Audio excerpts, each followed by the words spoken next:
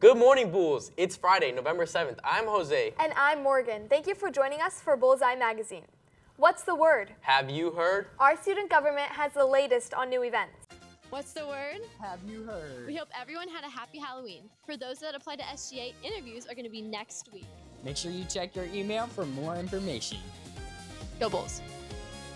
Remember that Bulls Theater Company is putting on their play The Curious Savage November 14th and 15th at 6:30 in the auditorium. If you want to buy tickets, you can find them on the Bulls Theater Company Instagram. We also want to wish our swim team good luck as they compete in regionals this Saturday. Also, congratulations to our Bulls football team who will be competing in the playoffs next Friday, possibly at home, so make sure to keep the day open. That's a wrap on another segment of Have You Heard? I'm Oliver Rogers. And I'm Kaylin DeVito. You've heard the word. We'll see you next week.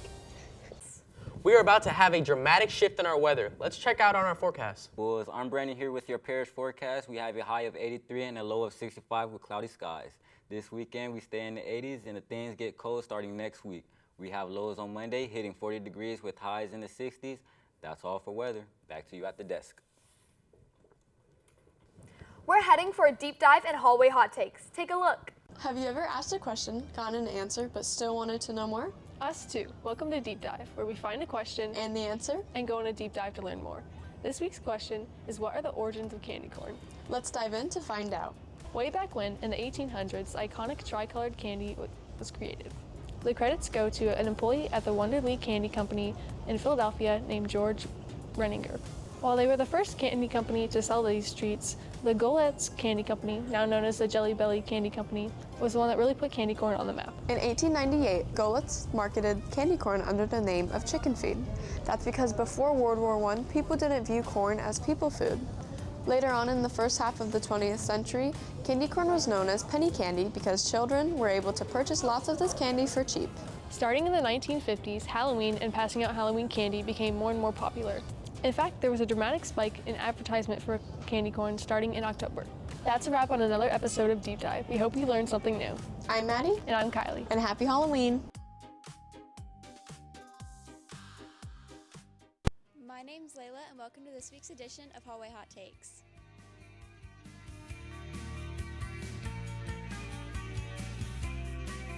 I'm here with Hayden. And do you like the warm weather or cold weather better in Florida? I like the warm weather. Okay, thank you. I'm here with Kylie. And do you like the warm or cold weather better in Florida? I like the warm weather. Okay, thank you.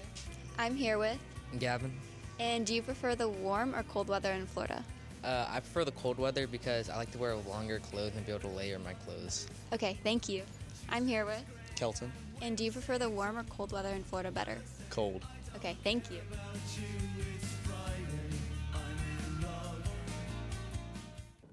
What will be on your TV for sports this weekend? Let's find out from our athletic department.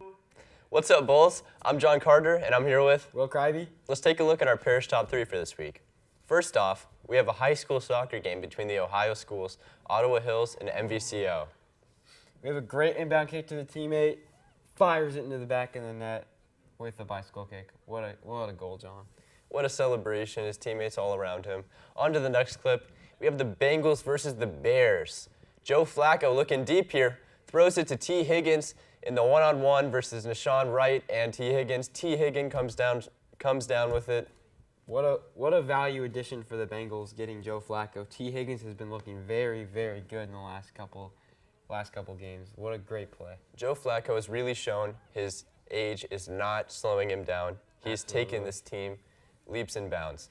On to the next clip, we have Cam Little of the Raiders versus the Jaguars. Cam Little has a 68-yard kick here, and it's perfect. Right down the middle. With so much power left in the tank on that kick, that could have been 70-plus yards. This breaks history as it is now the longest NFL field goal of all time, and it shatters the previous record held by Justin Tucker at 66 yards. He had a 70-yarder in preseason. Look for him to break the record this year or maybe even next. Who will break it next, though? I don't know. Only time will tell. I think it'll be Cam Little. On another note, what a luxury it is to have a kicker that can just nail it from that far. And with such accuracy. Cam Little has been such a consistent kicker this year. And that's all for this week. That's all for the Parish Top 3 this week with Will and John. Back to the desk. Go Bulls. All right.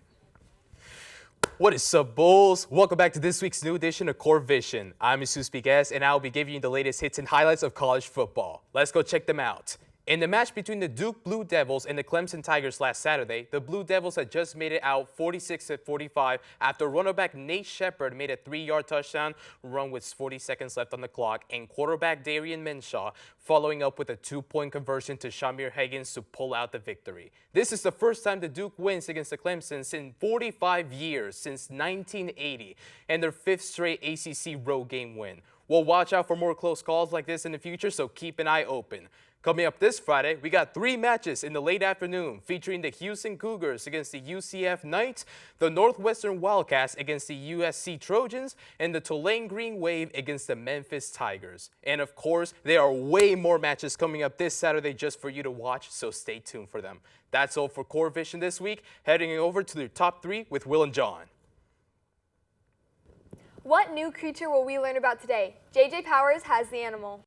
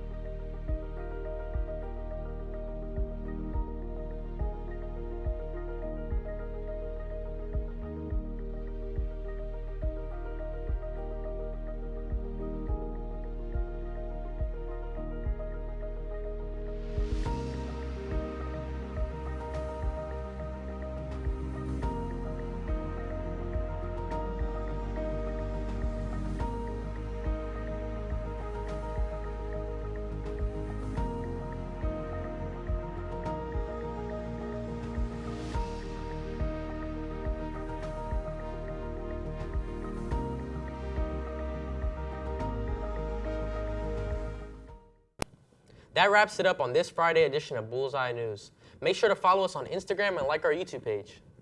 If you'd like something aired, send us an email at pchstvproductions@gmail.com. We'll see you next week. Have a great Friday, and as always, go Bulls! And we're done.